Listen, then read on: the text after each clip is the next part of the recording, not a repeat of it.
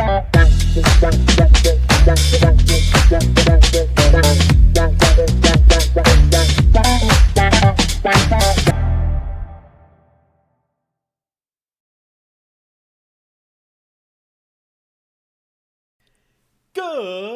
morning, everybody! It's a beautiful day. Welcome to the Fastcast, your weekly podcast of everything football, fantasy, predictions, bets, news, you name it, we got it. I said that really fast every single Thursday morning at 8 a.m. We're going to be right here on YouTube at the Fastcast, and today I'm joined here by none other than Chris T.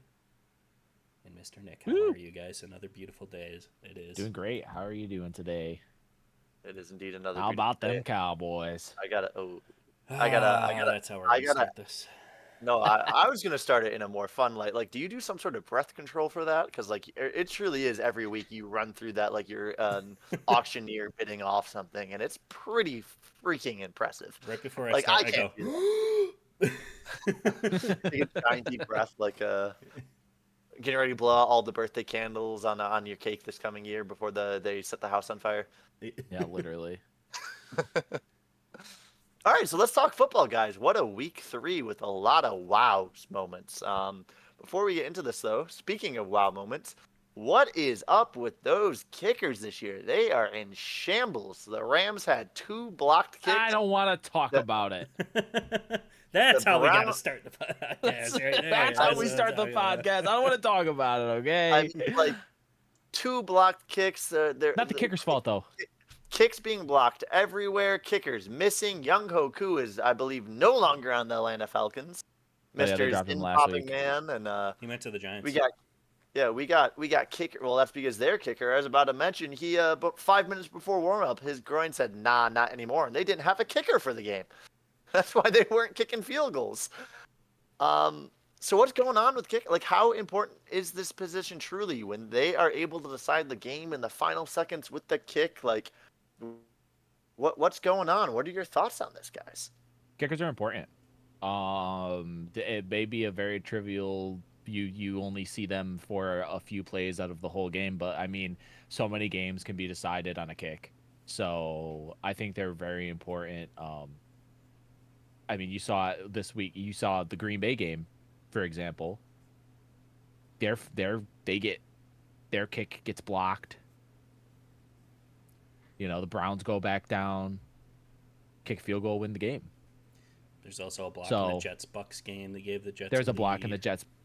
Gave the Jets lead, which didn't really matter because they still ended up losing that game. But that could have been the turn. Yeah, exactly. Yeah, and then the Rams game, 2 blocked field goals on back-to-back drives. I mean, you see what happens, and the garbage time points with the blocked field goal return for a touchdown on the very last play. I mean, that's whatever. So the points for that game only matter for betting purposes, but it doesn't tell the whole story. That was a very close game.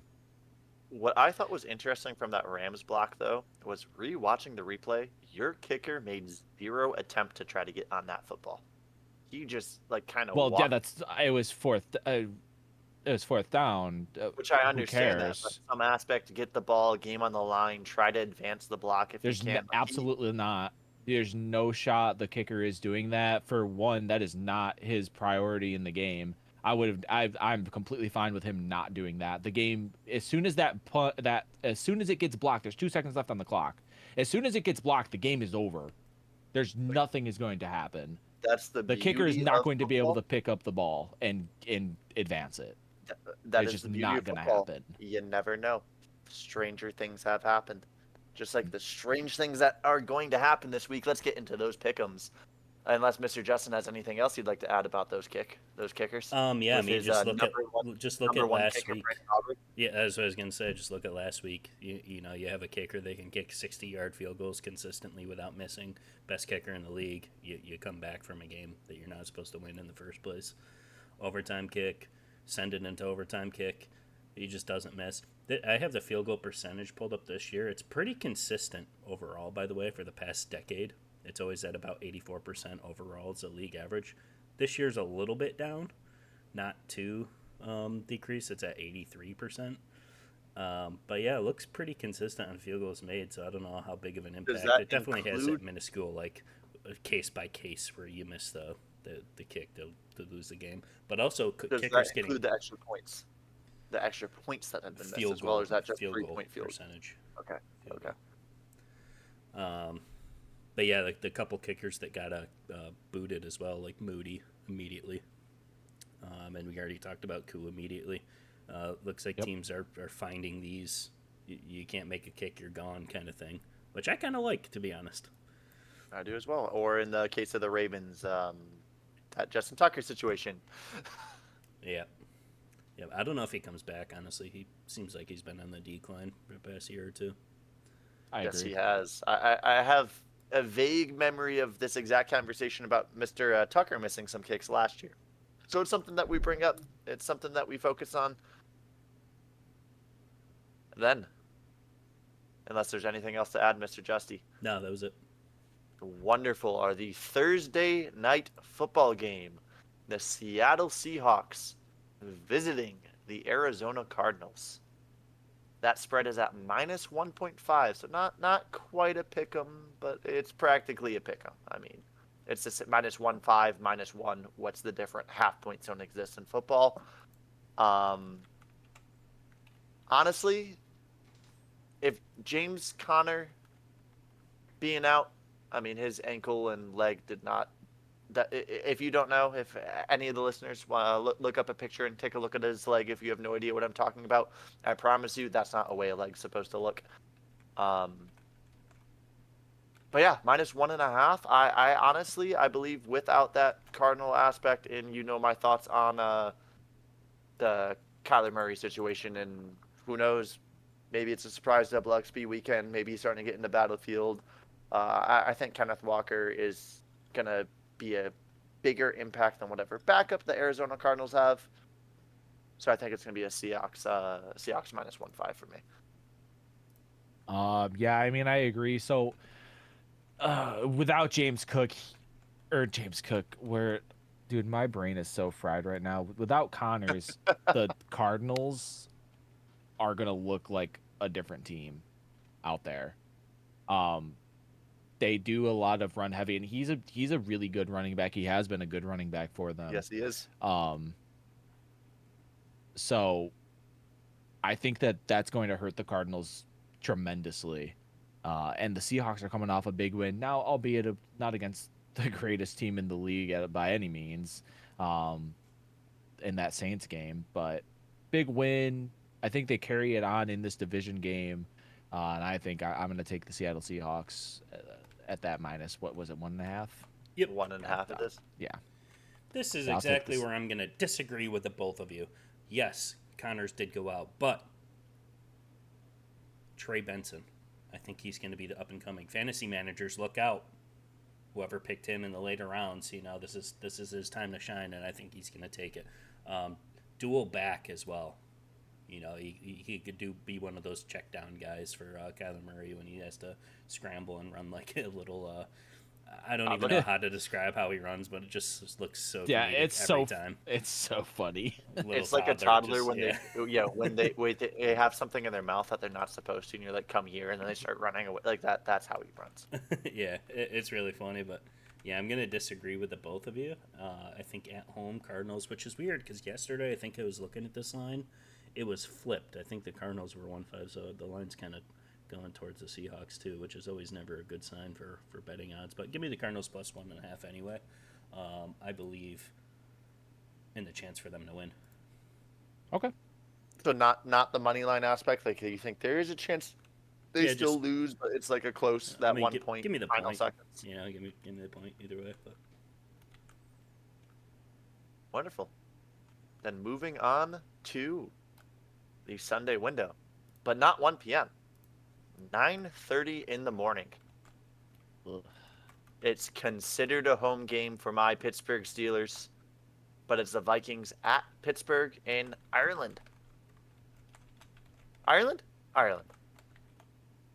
I don't even know. I'm confirming this, but it is Ireland. I do know it's Ireland. It is. I know it's Ireland without needing to look this up. -2.5 for the Minnesota Vikings. Not the Pittsburgh Steelers. But I don't think they cover it. I believe in the Steelers. I believe in Aaron Rodgers. Mr. Perk Rodgers there is going to be on Guinness Rodgers in Ireland and have about 7 pints before the game instead of 1 pill. And I'm going to take the Pittsburgh Steelers spread, not the money line, because I still understand how the Pittsburgh Steelers work, and either our offense will show up and our defense won't, or our defense shows up and our offense won't. So it's going to be a closer game, just like it was with the Patriots, just like it was with the Jets. It would have been with the Seahawks. I am hopeful, of course, that they will win, but I could see this being a 1 or 2 point game, so I'll take the Steelers at +2.5. Interesting. I mean, I get it. You gotta take your team, because I'm the same way. Because I already can tell you, I don't care who the Rams play against. I'm taking them when it comes down to it. But if the Patriots didn't fumble 70 times, I feel like that game is drastically different. So that, to me, obviously it's good on you guys for taking advantage of those opportunities and at least not letting them score or get back into the game. But I see a lot of problems on that defense. And you're going up against probably one of the best, if not the best, wide receivers in the league. Are you going to be able to shut him down? I don't think so. I think that Justin Jefferson is going to have a field day. And I'm going to take the Minnesota Vikings to win this matchup. I was almost on the same path there. I'm glad you mentioned it. I think there was like 4 red zone turnovers. Was it 4? There was a lot. Yeah. But even that, we forced them going into the game. It's all like, so which offense are we getting? True. I agree. It's really still questionable and inconsistent about like what's gonna happen week to week. It's almost impossible to tell until you get in the first quarter and you're like, oh, it's gonna be this game. That, and is JJ McCarthy back? No, he is not. He's out for multiple weeks. I believe he's out again. Yeah, yes, he is out. Okay. Well, I mean, For even me, though, so, like, the Vikings scored 30 points. The defense scored 30 points in fantasy this week, which was absolutely incredible. Yeah. Just interception after fumble after interception, which was insane. Pick sixes. And, yeah, I think I'm going to agree. I'm going to take the Vikings -2.5, especially on a neutral sighting. Yeah. And, yeah, that's pretty much it. Yeah, I mean, when you look at Carson Wentz, I mean, he's gotten it done in the league before, so I don't see him coming through for a few games. His stint with the Colts didn't really pan out at that time, but he was still slinging it. He's the type of quarterback where you just he's going to throw it up, and if you catch it, great. If it's intercepted, great. He's just going to go out there and do the same thing on the next play. So nothing really stops him. I mean, when he was on the Eagles, trust me, I know, because we were battling, Jared Goff versus Carson Wentz all the time. He can get it done. So the last time Carson Wentz did play Pittsburgh, he went 20 for 35 for 258 with 2 touchdowns and 2 interceptions. That's what I mean. He's just And winging it up. Someone's up somewhere. He was sacked 5 times. Was that when he was playing with the Colts? By chance, do you know? Philadelphia Eagles in 2020. It was with the Eagles? Oh, yeah, that's a long time ago, though. The teams are very different now. But, all right, next game. Moving on to a team that's playing fantastic football. The Los Angeles Chargers at the New York Giants. With the Giants having an update. You said that before that alarm went off. I'm convinced it's engraved in his DNA at this point. I think he could be asleep and he would wake up at 10:29 before the alarm even goes off. Anyways, back to football. News coming out of, like, technically New Jersey is where their home stadium is, but the New York Giants. Jackson Dart will be starting and facing a -6 odds in favor of the Chargers. I mean, I took the Giants last week. I took their spread. I'm going to again this week. I feel like Jackson Dart's going in for a reason. He's starting for a reason. I mean, Russell Wilson has not been playing horrible football for the Giants. No, this is an on-the-spot change. I had the Giants. I had faith in them with Cam Scatabo. I was watching some things on Instagram, came up from his high school days and just the way that man can run, and he is old-fashioned running back. If you're in my way, I'm going to hit you. If you're not in my way, I'm going to make you in my way so I can hit you. But I think the Chargers will win this by a touchdown. I do think they're just a way more complete team, even with the loss of Najee Harris, who I will always miss on the Pittsburgh Steelers. He was a great back, but his Achilles pulled an Aaron Rodgers. But I do believe Justin Herbert will just continue slinging that thing around, and they'll win by a touchdown. Okay, yeah. So see about Najee Harris, I never thought he was very good. I never thought he was very good on the Pittsburgh Steelers, and I don't think that the Chargers lost much by losing him, if I'm being so totally honest with you. I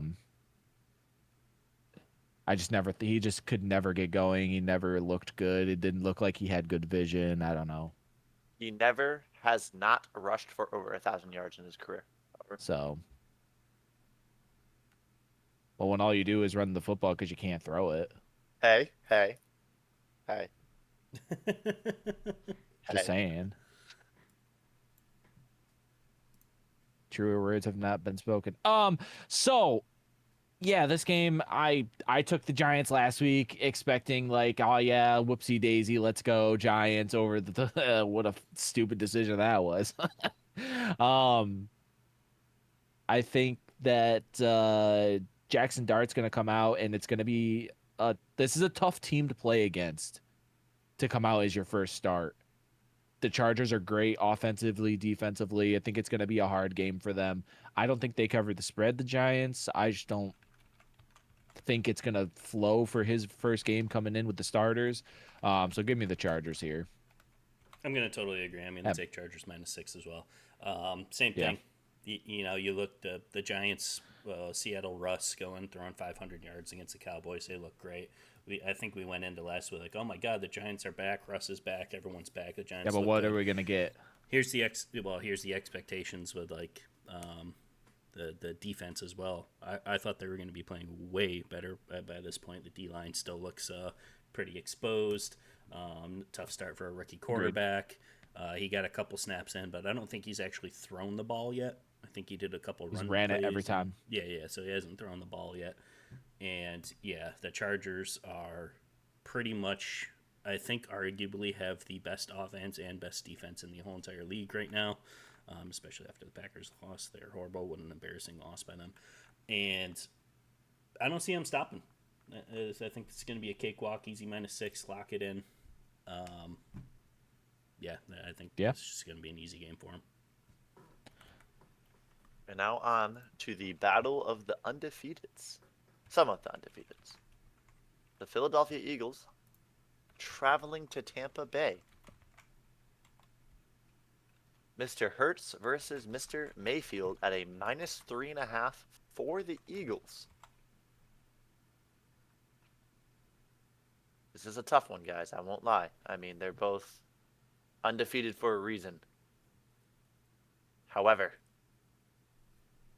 for my first whoopsie daisy of the week,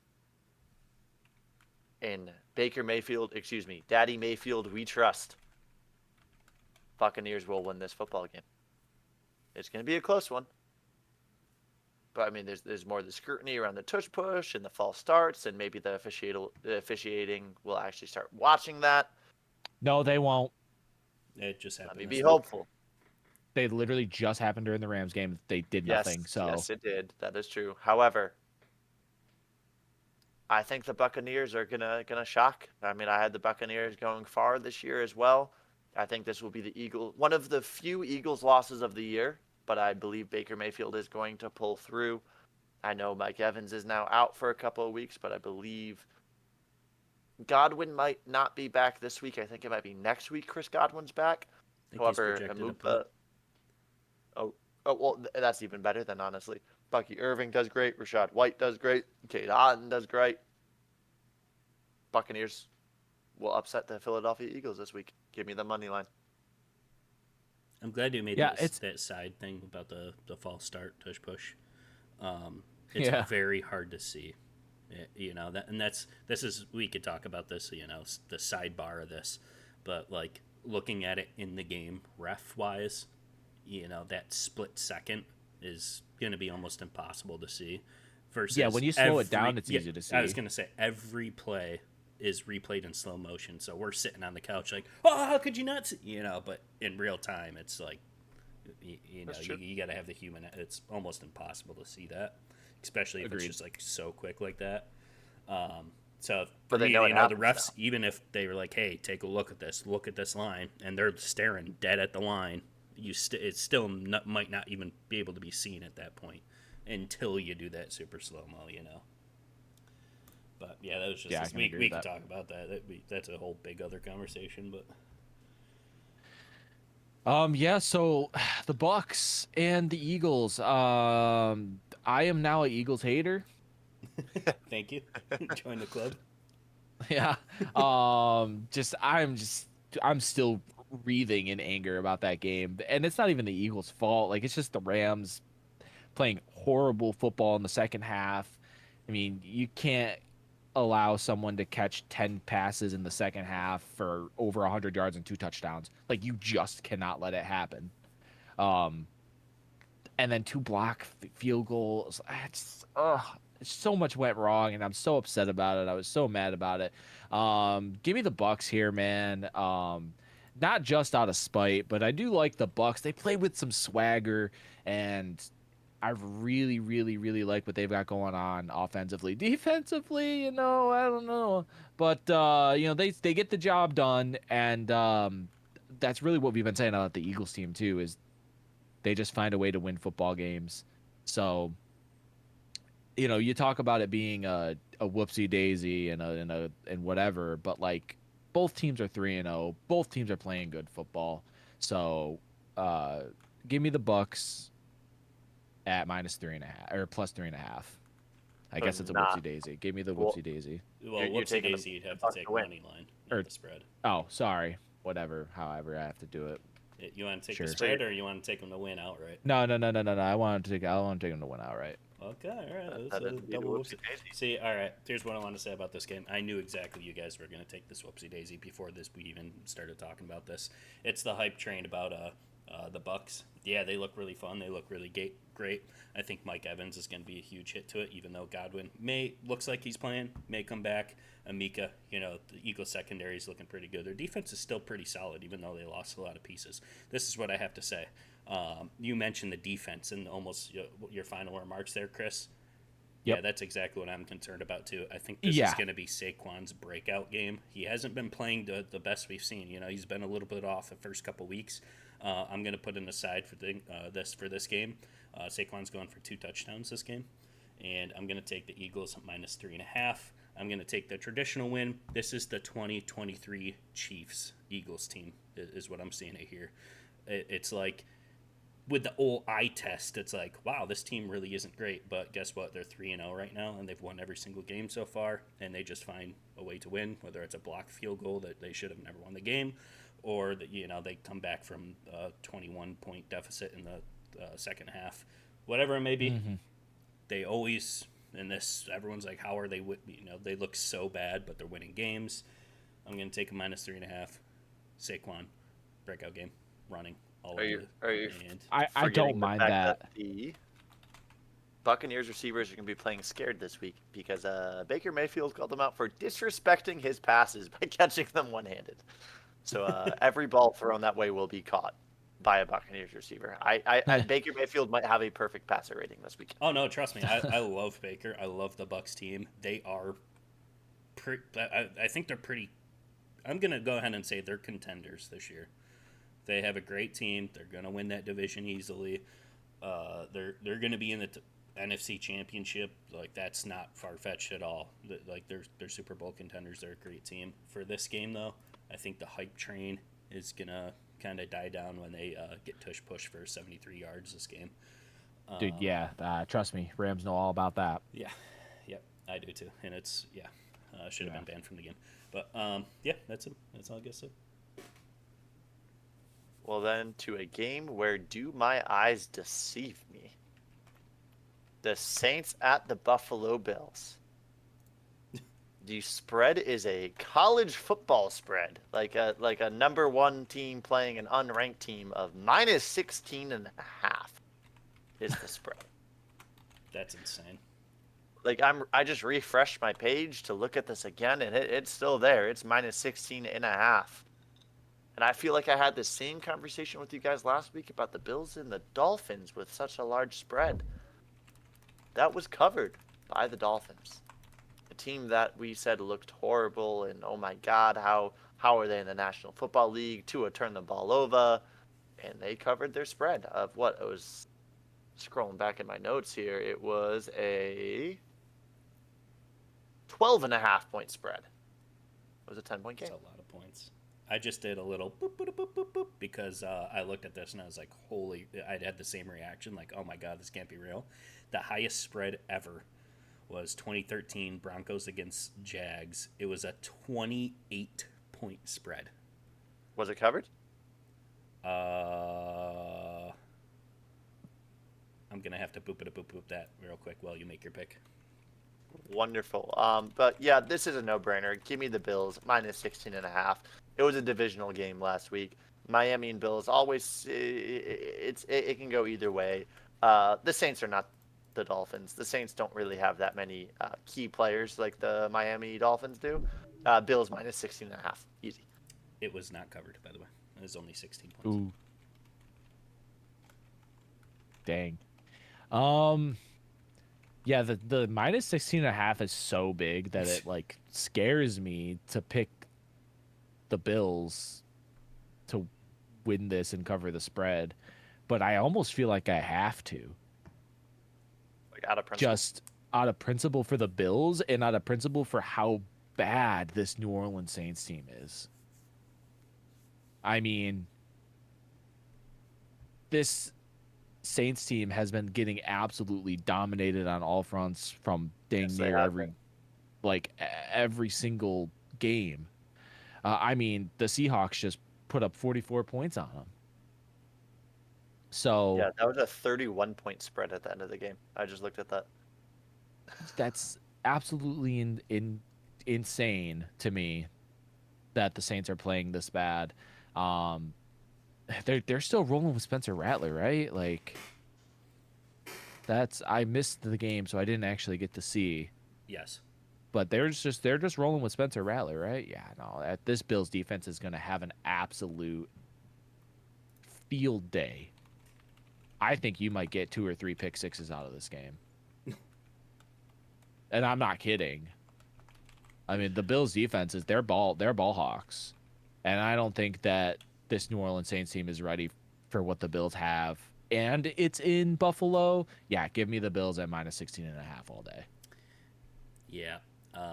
So I was looking at the spread too, as large as it is. And then I looked at the Seattle and how they absolutely dog walk them. And I thought, there's absolutely no way that Bills don't do exactly the same, plus more.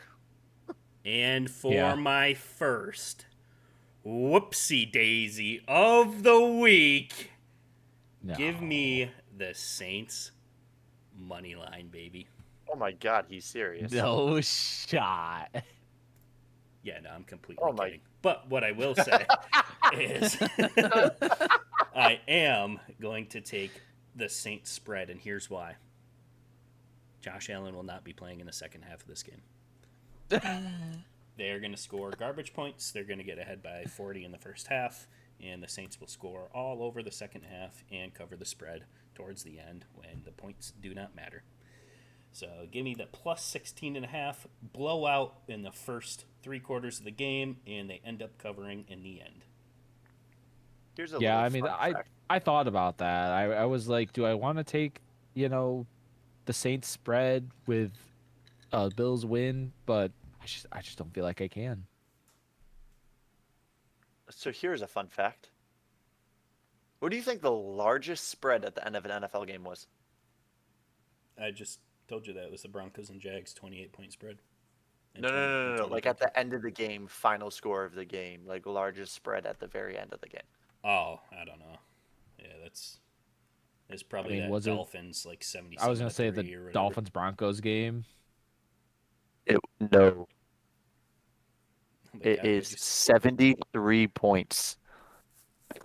73. Was it like in 19? It was like 1970 or something. It was the 1940 NFL Championship. Yeah. The Bears defeated the Washington Redskins 73-0. Yeah. A few weeks before, the Bears won. The Redskins won the game 7-3. So they took that personal. Yeah, they probably wouldn't even walk out on the field after the first quarter. That's insane. Yeah. Well, on to the next game.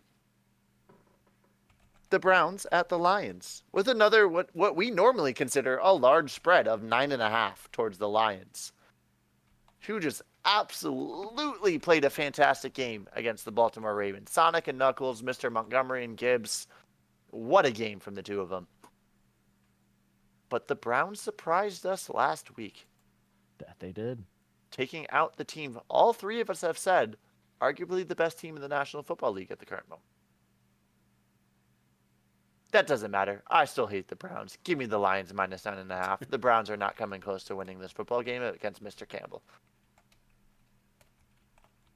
See, 9.5 for this defense is way too much. I think that the Browns defense is playing phenomenally. Look what they just did to Jordan Love. I mean, he looked like a deer in headlights in the clips that I saw. And they couldn't get anything going.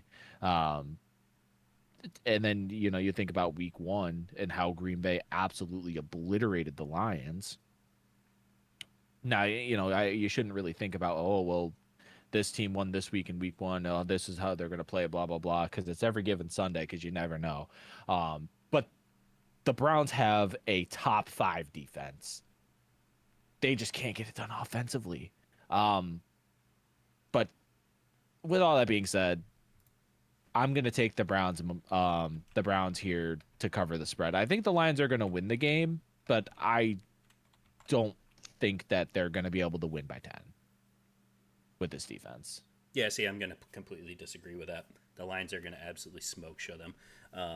See, the thing is, I don't know if I can fully say the Packers' offense is quite there yet. And that has a lot to do with my trust in Jordan Love.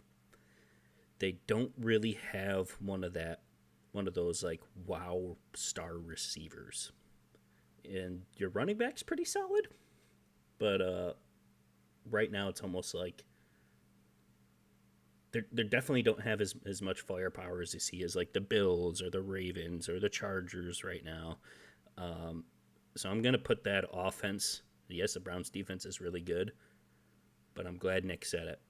Dan Campbell, when it comes to these games, he does not let up. And looking like we're seeing the Lions offense back in business. Jahmyr Gibbs had a game. Montgomery had a game. They're running all over the field. Against what I would say Ravens have a pretty solid defense. I don't know. They've been scored against the most in the league so far, so maybe not. But traditionally they do. I think the Lions offense has too much firepower. And when they score, they do not let up, a.k.a. the Browns. And in the fourth quarter, they're still throwing dimes to score for touchdowns. They will not let up. They don't care about garbage time. They're still going to score on you. Give me Lions minus 9.5. Okay. The noise you just heard in the background is the belt that the Lions are going to use for the belt to ass for this game. So, moving on to the Washington Commanders versus the Atlanta Falcons. And boy, is this a weird game for me to pick. I mean, the Commanders are still what? Jaden Daniels is still out, correct? From what I see, he's still considered day-to-day. Yeah, However, we don't know. the Falcons, a team that we said was also playing phenomenal. Last week, again, as I said in the beginning of this, it was a weird week. The Falcons got absolutely smoked by the Carolina Panthers. What happened, Atlanta? Like, what in the hell? 30-0 for the Falcons last week. Right? The Carolina, they made the Panthers look like a football team. The Commanders are a much better team than the Carolina Panthers. I don't know if maybe the Falcons will have some revenge aspect of, we need to get our stuff together. That's exactly what I think is going to happen. Even if Jaden Daniels is back, I still believe in that sophomore slump. Give me the Falcons money line, not even the spread. Falcons are going to win this football game. They're going to atone for their sins last week. Yeah, no. No. I don't see it. No. I don't know. It's not going to happen. I don't. It will never happen while they're on the field. I don't. This is gonna be one of those games. This is a game that's really hard to pick, honestly. And I did go like just thinking about it here, like looking at it, like who's gonna play? Who's the Falcons quarterback gonna be? They benched Michael Penix. Is he playing this week? Do we know? Do we know if it's going to be him or is Kirk Cousins going to be playing? Kirk is still Did on the they team? only bench? Yeah, he's their backup. So it's like, is Kirk Cousins going to play? If Kirk Cousins plays, I'm more opted to go with Atlanta here. I still don't know. I think I'm just going to take the safe option and just go with the Commanders at minus 1.5. I'm just gonna go the safe route because it's hard for me to pick, and it could go either way. I'm kind of in agreement with you guys. This is probably one that you don't put in on. But do we dare say eyeball of order of the week possibly? I don't know about that. It's just a hard game to pick. Yeah, I want to say that because there's no such thing as the sophomore slump. So give me the Commanders minus 1.5, even though I hate them. Okay. Well, on to the worst team in the National Football League. I say it every week. Cam Ward now knows why. The Tennessee Titans were able to draft him. Versus the Houston Texans. At a -7 spread. Again, there's a lot of larger spreads so far this week. We got -9.5, -16.5, -6. Now another touchdown. I guess Vegas thinks this is going to be a high-scoring week. The Titans, the Colts look like a phenomenal football team this year. They lost by 21. Texans Jags was a close game, 17-10 at the end of it. However, I have zero faith in the Tennessee Titans. But I do think they'll cover the spread because the Texans, CJ Stroud isn't looking like CJ Stroud. Yeah, I'm going to take the Titans spread on this. However, it's going to be like at 6 points. This game is over. The Texans will win this football game regardless.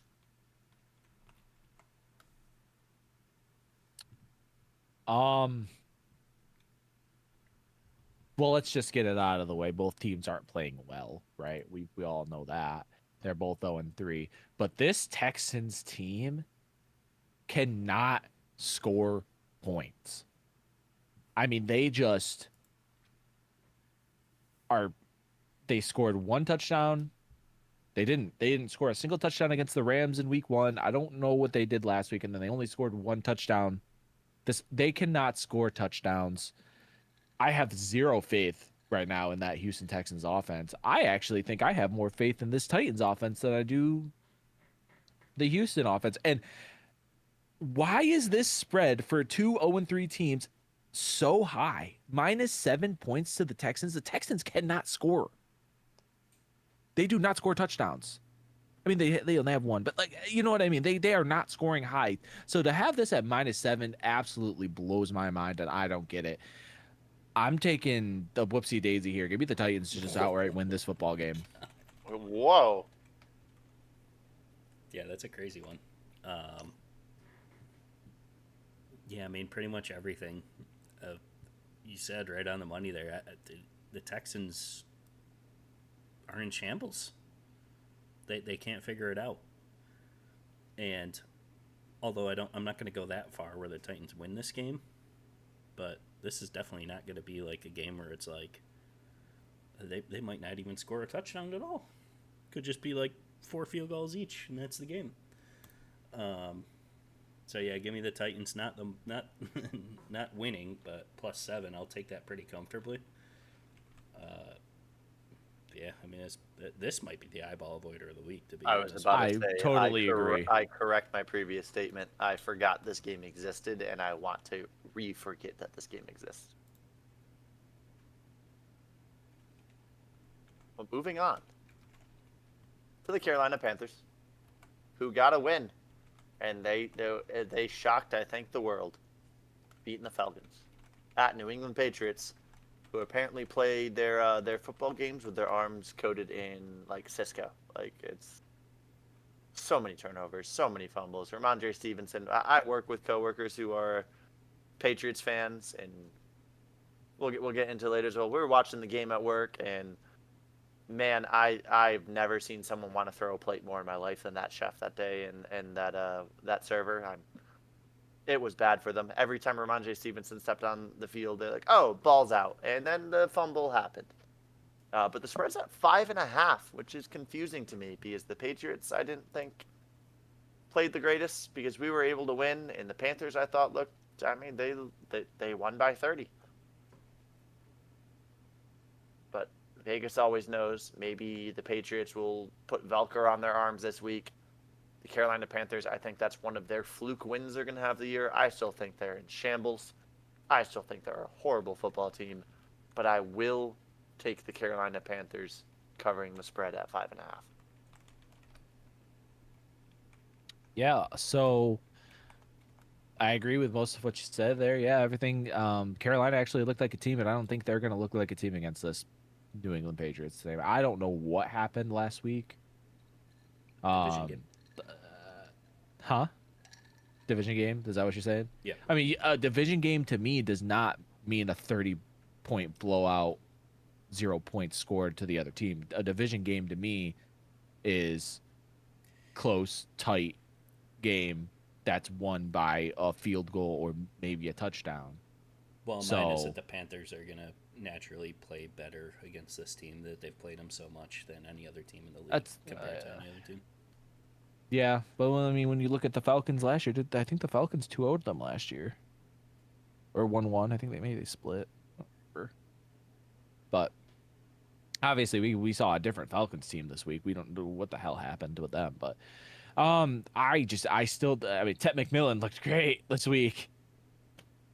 I don't know if he's gonna be able to do that again. I don't know. What Panthers team are we gonna get? It's too hard for me to tell. I don't even know. Did they cover the spread? I'm taking. I'm taking the Patriots to win, but I don't know if I'm taking them at -5 or if I'm gonna take the Panthers +5.5. I'm still debating in my mind right now. Do I think they can cover the spread? I don't think they have a game like they did last week. I think the Patriots bounce back a little bit. They're going to have they'll probably have no fumbles this week. I think they're going to drill that into them in practice this week. Oh, yeah. Yeah, so give me the give me the Patriots -5.5. This for his first is a resurgent Carolina Panthers team. This is the team that we witnessed going into the final 3 weeks of last season when Bryce was slinging. He was dealing. Everything he was throwing looked great. The offense was great. The ball was moving. This was not the Carolina Panthers that we had just witnessed all of last year. And this last game was exactly what they needed to come back and be the Panthers, waking up the sleeper team. Give me the Patriots -5.5. They still suck. Wow.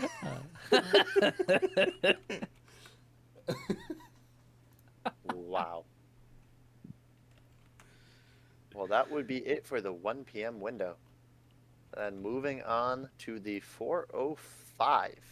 The 4 o'clock window, I'll say. There's 4:05, 4:25 games, so the 4 o'clock window. And man, is this, I think, going to possibly be Game of the week. Game of the week. The Indianapolis Colts versus the Los Angeles Rams.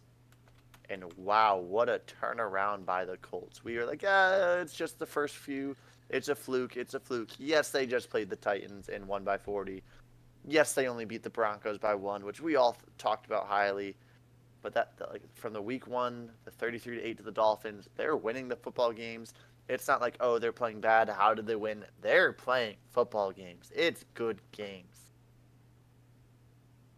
And so are the Rams. The Rams are playing great football games. Take away those 2 block field goals, as Chris said. It's not the kicker's fault, but I mean, they were still blocked. They still lost the game. With that 3.5-point spread towards the Rams, I think Indiana Jones has it. I'm taking another whoopsie daisy. Give me the Indianapolis Colts. Woo! I'm sorry, Chris. Your Colts are losing this. The Rams are going.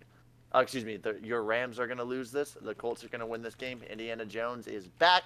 He is slinging that ball. He's what New York thought they were going to be. Give me the Colts money line.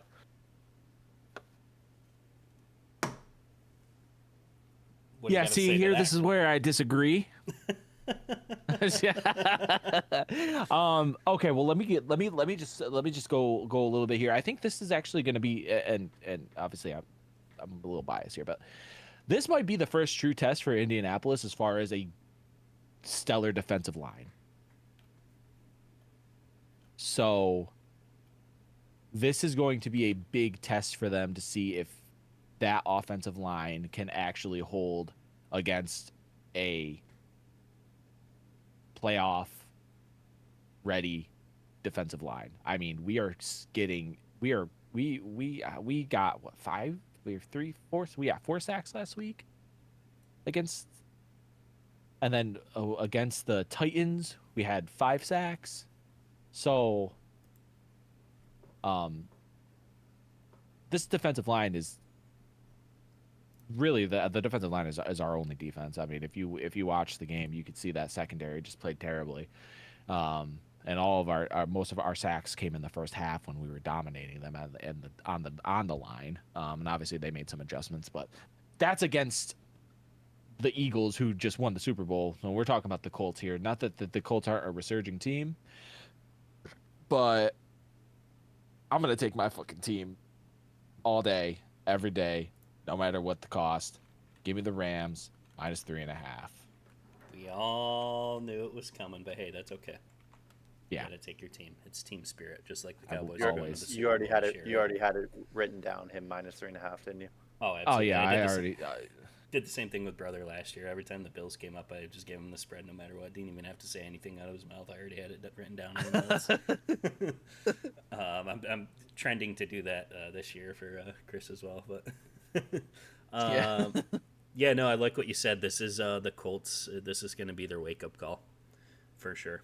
And I think we're going to really see. I mean, if this is the game that Indiana Jones comes out, and I don't even care if they lose the game.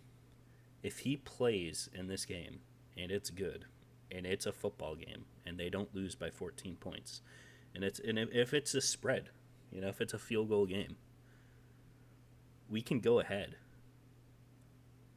and chalk it up as the Colts just may be a playoff team this year. I agree.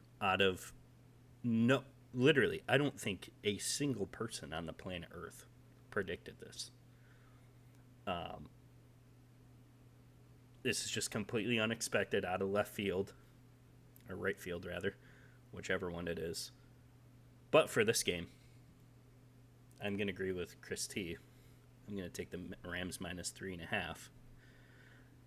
I think they win at home, but I will keep my eye on the game of the week, and we'll see how well the Colts hold up. And after this will be my determination whether they're going to be a team moving forward, or they're just going to go back to remember what we were saying about last week, like with the Saints, go back to the Colts that we know.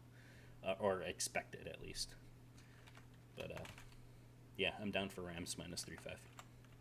Cool. Well, what most definitely will not be a contender for game of the week, the Jacksonville Jaguars at the San Francisco 49ers. I'm going to keep this one short and sweet. I like Trevor Lawrence, but I don't think he's going to do anything against the 49ers. I think the 49ers win by a field goal, 49ers -3. Okay. I feel like I have to pick against the 49ers here because I hate them. Don't bet with your emotions. Bet with the football. I know. And I won't lie. They've got Mac Jones out there playing football, not looking like the worst. You know, they got the job done. They won the football game against the Cardinals, and they're 3-0. And yeah, give me the Jaguars. I'm taking the Jags here. Is that a whoopsie daisy? It's a minus. Is it -3? That's yeah. Are you taking the money? Yeah, I'm taking them to win the game. Yeah, I'm taking them to win the game. So I guess there's another whoopsie daisy for me. That's your whoopsie daisy. And for my first whoopsie daisy of week 4 in the NFL, also give me the Jaguars. I really like how they're playing. I think they got a solid team this year.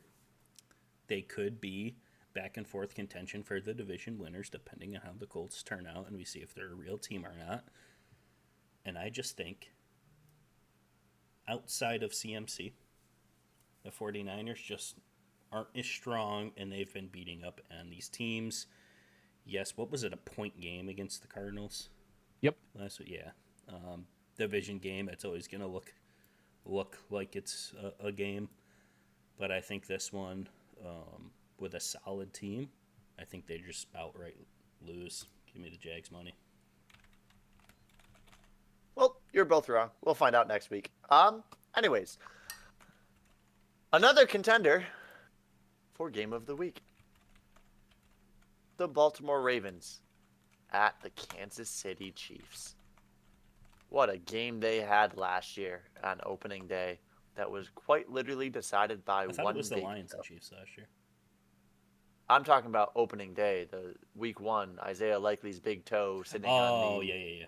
Yeah, that game. That's what I'm referencing. One of the greatest games I think I've ever actually watched in my life.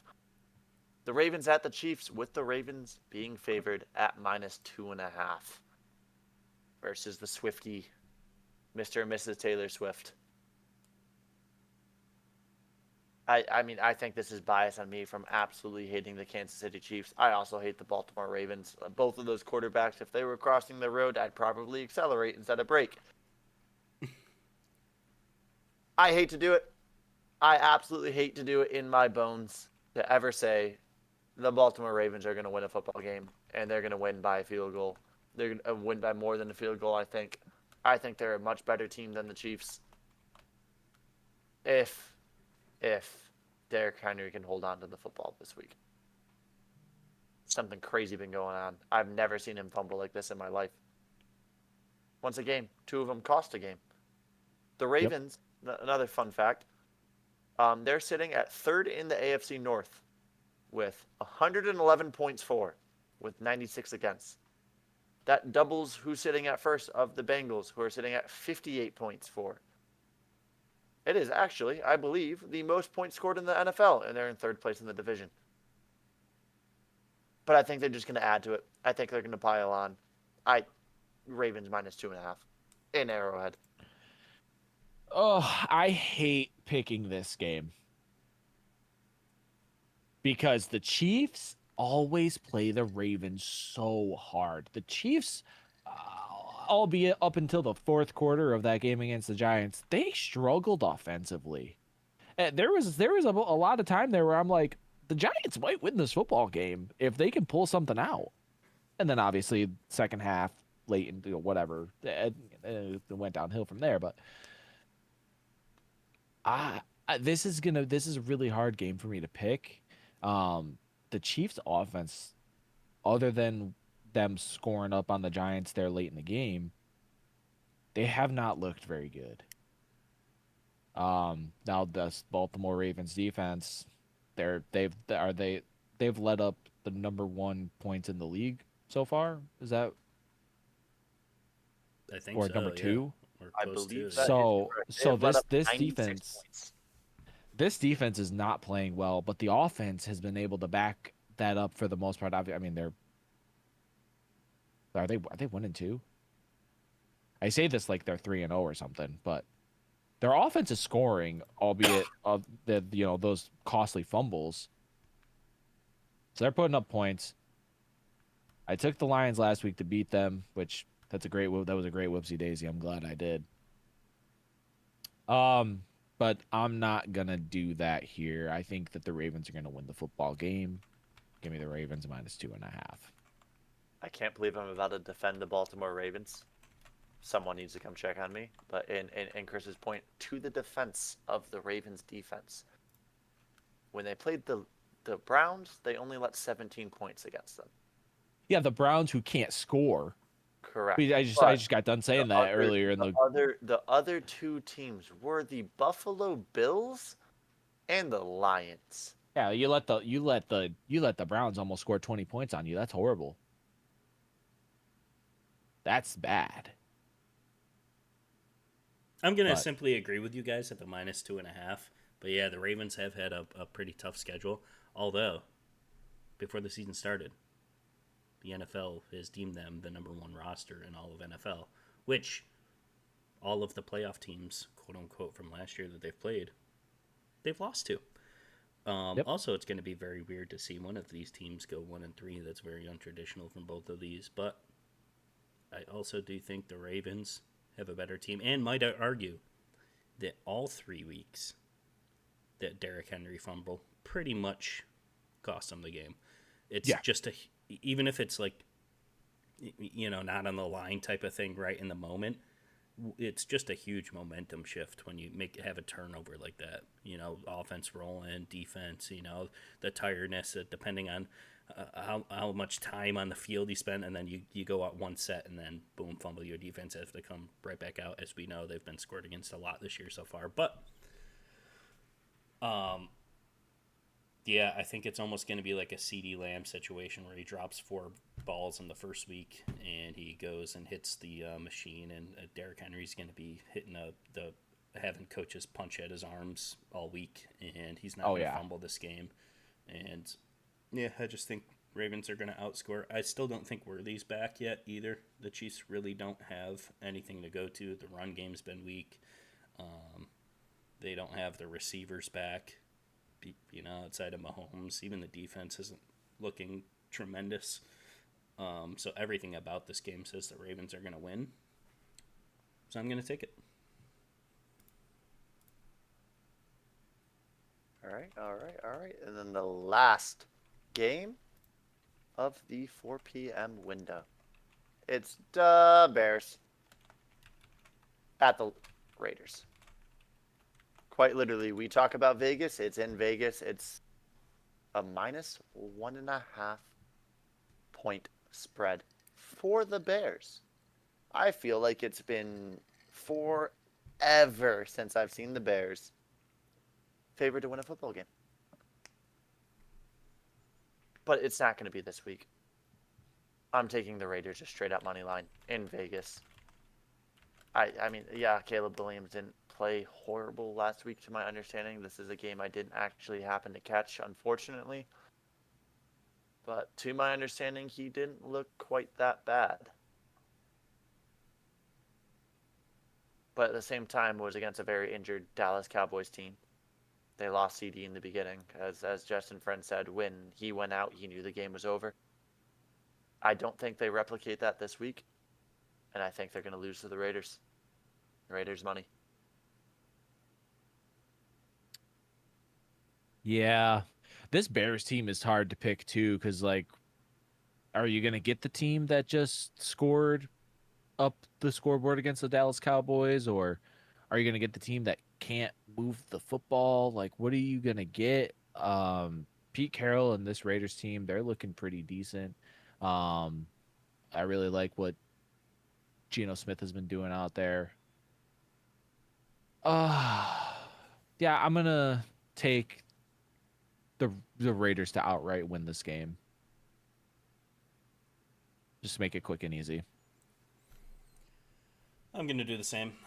We're all taking Raiders money. I think this is inflated because of everyone, looked at what, the Dallas defense and, oh my God, Caleb Williams is back, 4 touchdowns, 0 interceptions, oh my God, he threw for them. Yeah, that's just simply not going to happen again. It's, no. You look at the same thing, Russ threw for 450. Our defense is just absolutely horrible. Secondary is horrible.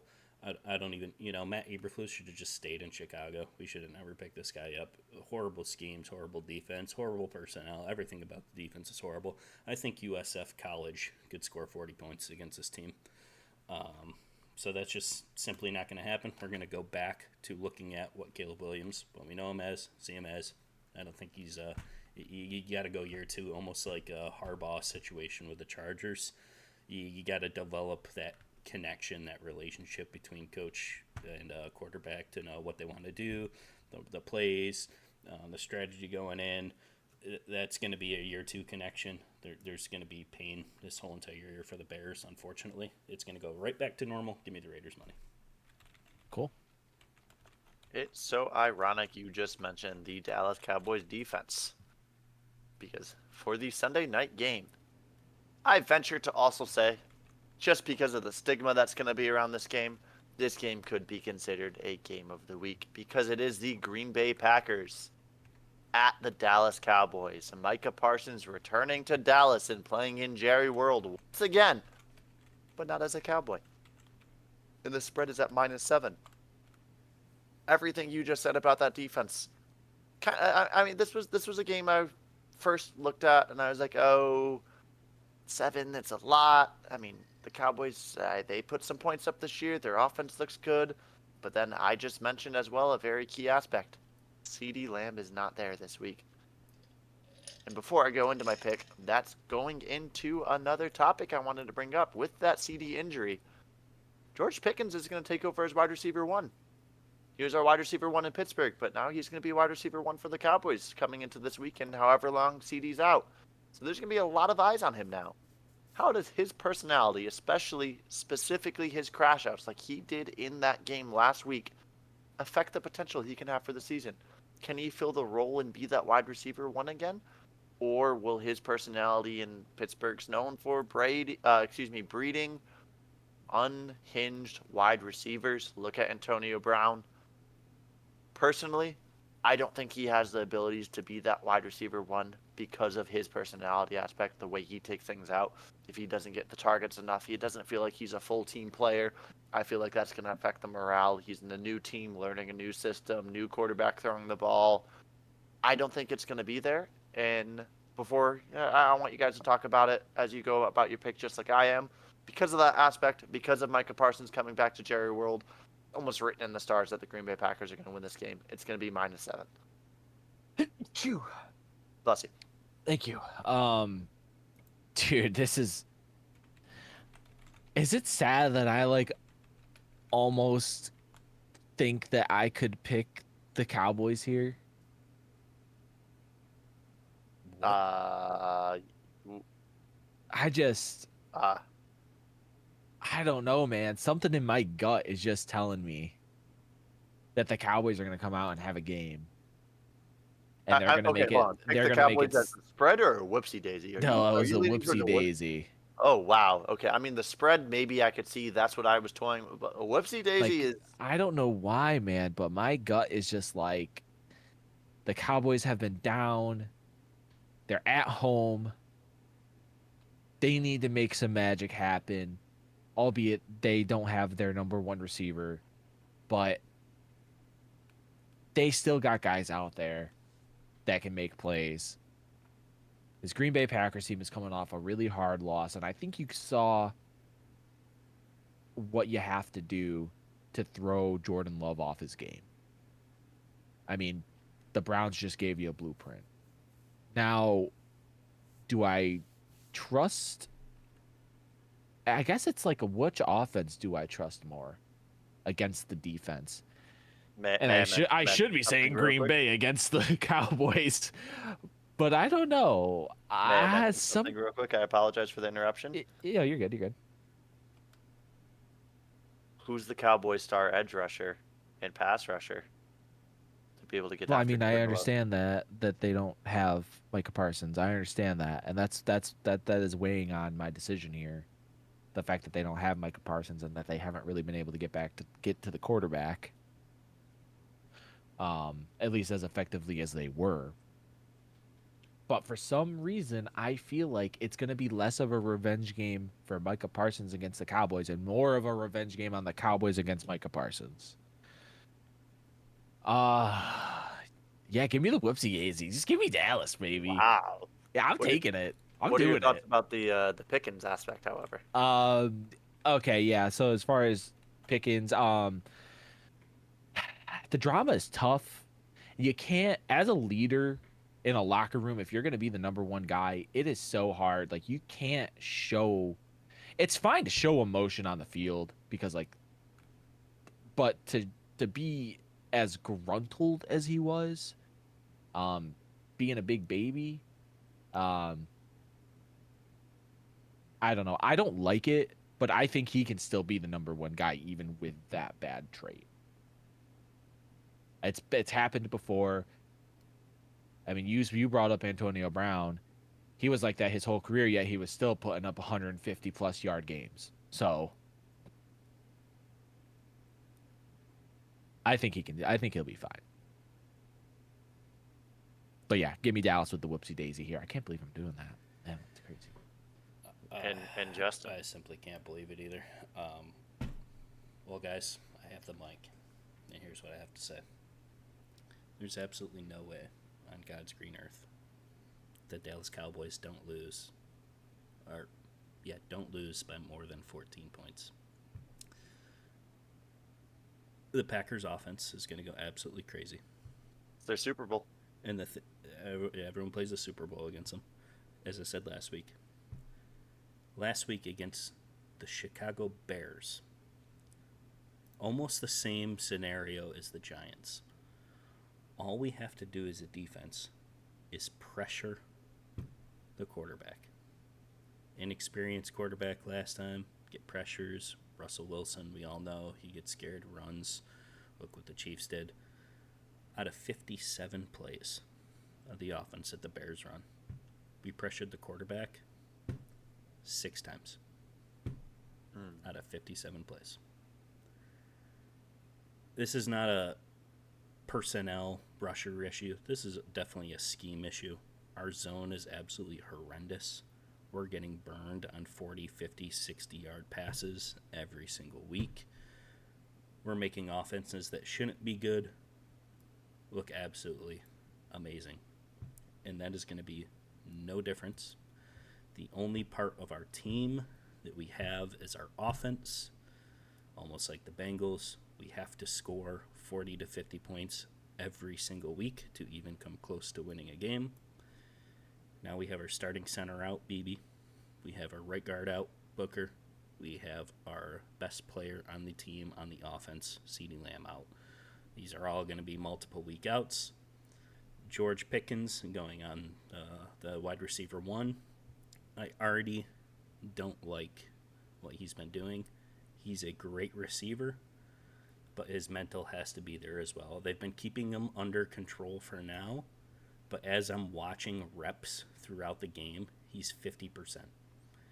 Even his touchdown catch last week, he gave up on the rep halfway through, and he does like a kind of half-ass throw up your arm one-handed catch. There's no effort into his routes. There's no effort into blocking. There's no effort into any play. He's like 50%. If you throw the ball, I'm going to try my best to catch it, which I don't like seeing effort-wise.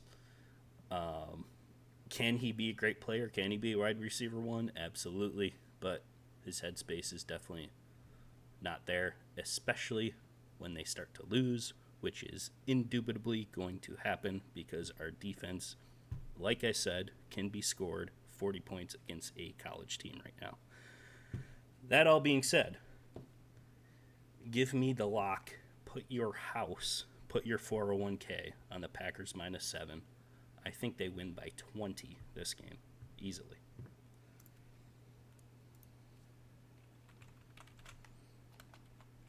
So put the house. Put the house. I should go take out another mortgage right now and. Absolutely. Or correction. I should get a mortgage. This bet is the easiest decision I have ever made betting in my entire life, and I am old. Well then, that is it for Sunday. And moving on to Monday, the New York Jets are coming down to my side of Florida, sunny Miami. Even though it hasn't been sunny in like 3 weeks down here because it rains every single day, and I'm learning that as a Floridian now. With a -3 spread for Mr. Tua turn the ball over and the Dolphins. And I truly believe that the only way these Miami Dolphins will win this football game is if an asteroid comes and strikes the New York Jets sideline. I don't like anything about the Dolphins. Tua throws the games away. I mean, they're both 0-3. It's a division game. It's going to be a close. I mean, look at every division game we talk about. It's a close. It's like an, oh my God, team plays hard. The Dolphins have 97 points scored for them. Correction, that's the most against them. That's the highest in the NFL. Looking at that now, is the Dolphins have the most points against compared to the Ravens, who played two juggernauts.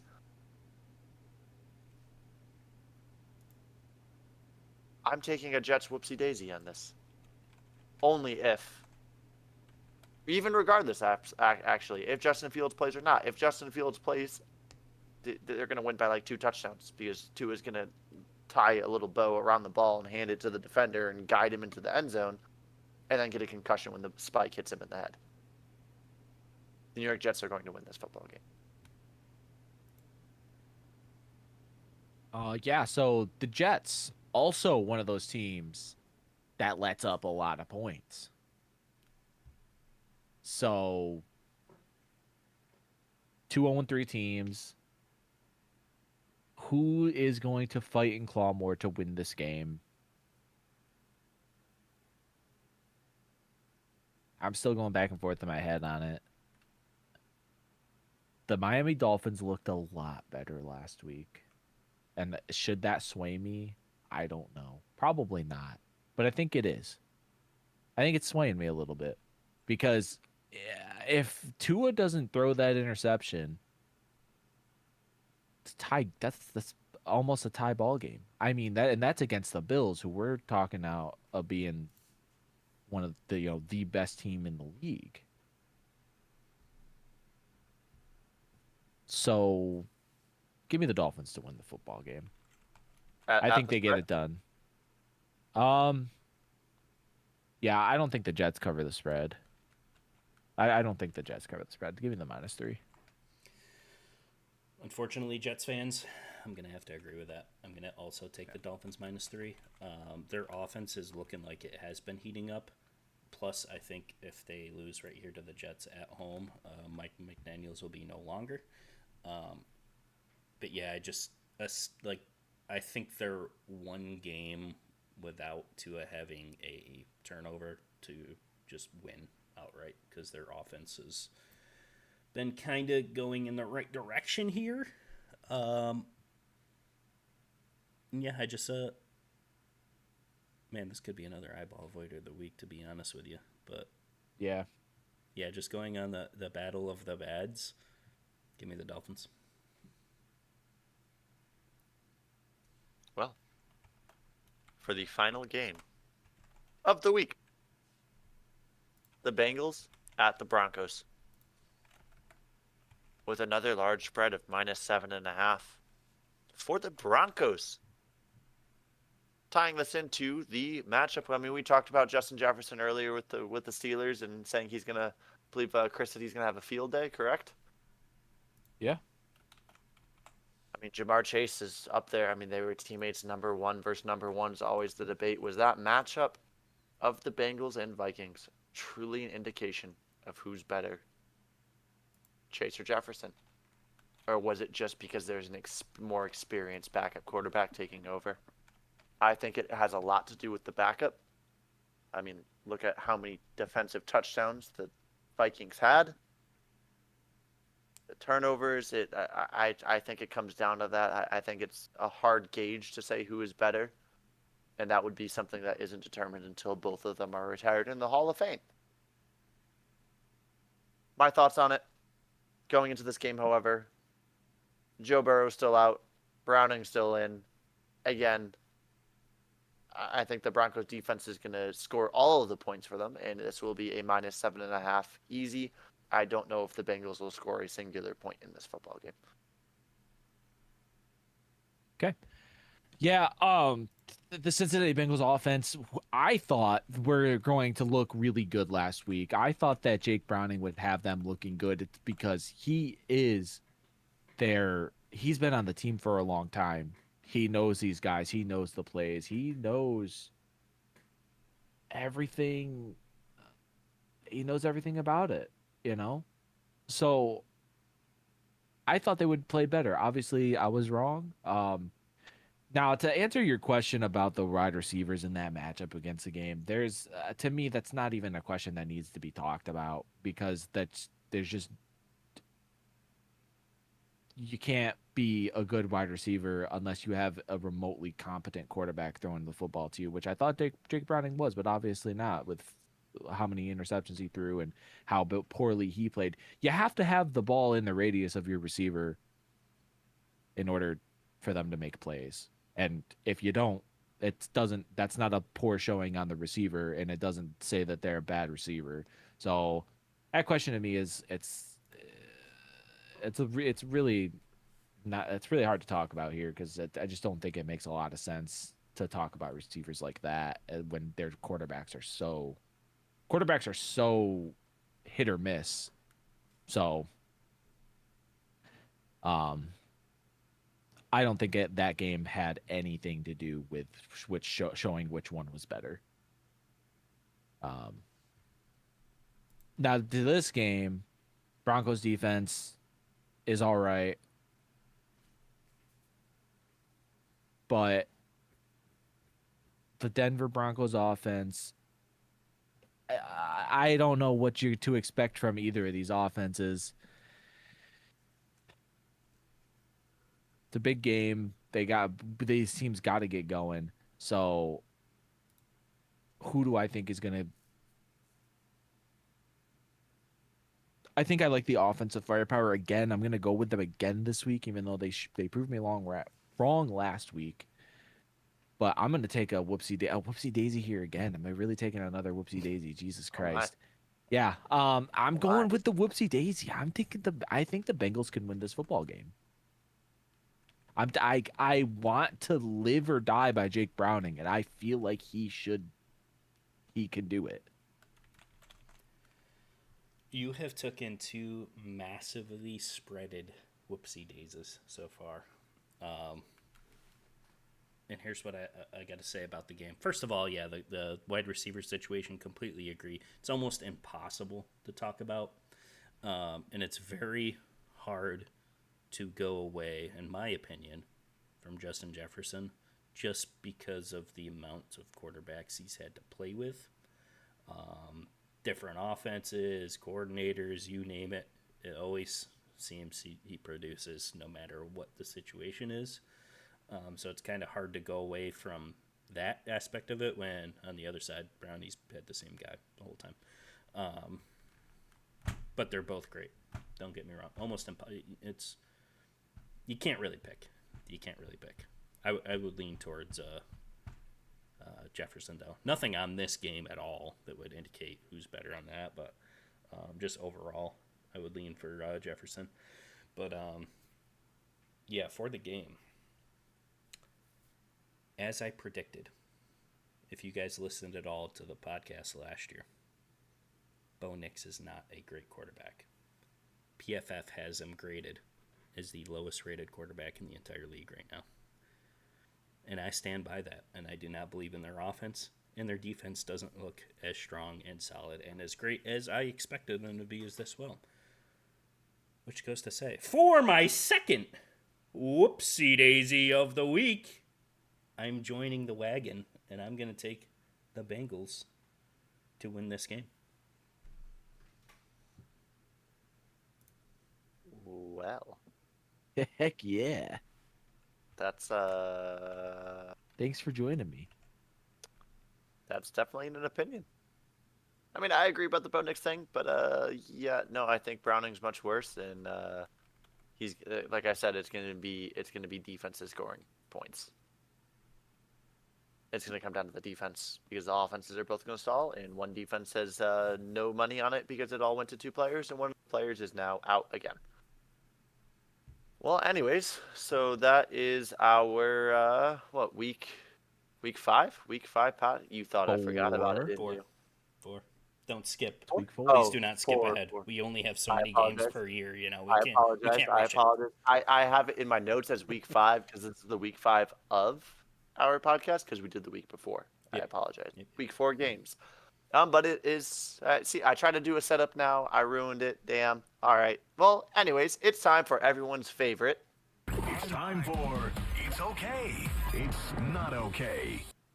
Is it okay or not okay for on a Sunday, you're at work, you couldn't get the time off, you can't watch the football games from your couch with your favorite beer in one hand and some chips in the other hand, to be at work while attempting to continue to work normally and stream the games and have football going on at the same time? Mr. Christie. Yeah, so that's funny you say that because I was in this scenario this week. I'm sitting at work and I've got the game pulled up and I'm walking around the store and I'll say I wasn't actively watching the game, but I had the play-by-play, the live play-by-play pulled up. Oh, so I mean, in a way I was watching the game. I could have pulled it up if I wanted to. But I don't know why I didn't. I just was I had just been watching the scores all day long, so that's just how I did it. Yeah, it's okay. Heck yeah. Watch some football, baby. Don't let work drag you down. It's definitely okay. I say that as, you shouldn't be, on the clock driving a truck watching football. Wow. Something like that. I feel like this is a hard question to answer because there are some jobs where if you're doing a job that if you're looking at your phone and you're not going to actively kill someone or yourself, then absolutely it's okay. Mr. Justin. Yeah, so for me, even if you're driving a truck, you're pulling up your phone and you're watching the Sunday football. Because if you're scheduling to work on a Sunday, it's your fault for whatever incident happens that day because I am watching football no matter what happens. Driving a truck, driving a plane, I'm watching Red Zone. Whatever it is, wherever I am, you're not scheduling me on a Sunday to go into work. And if I am, I'm sorry, but there will be no production done during that day. It is probably not okay for your job, but for me, I'm gonna do it. Not okay or whatever. So for the sake of argument, as we always do, I'll go it's not okay. I mean, you have responsibilities at work. You have things that need to get done. Yeah, if you're on your break, you can pull up the game and watch what you can if on a break or if there's some downtime. But if there's things to do, you got to come on. It pays the bills. It pays for that red zone. However, that's not what I do either. I mean, if you walk into the restaurant we're in right now at the resort I work at, of the chefs, every single one of them has their phone out with a different game on it. I have my laptop out. I'm in this very Discord with a red zone going, and we take shifts of who can watch the game and who can be out on the floor. So that way we can all watch football. Because come on, who's trying to work on a Sunday? But for argument's sakes, it's not okay. You have responsibility. Yeah, Nick likes the NFL as the no fun league. No fun league. No fun league. Well, let's conclude the episode once again. Week 4 underway. And guys, we will be here again, as you know, next week on Thursday, believe it or not, 8 a.m. at the Fastcast on YouTube for another riveting week of NFL football. Any closing remarks? Anyone besides Go Cowboys? We're going to the Super Bowl. Nope. Just I really hope the Eagles lose so badly this week. That's all I have to say. I hope that the Buccaneers absolutely throttle the Eagles. Don't stop. Score 70. This is the revenge game for me. That's it. All right. We'll see you next week, 8 a.m. Be there. Be safe around trains. A message from Metro.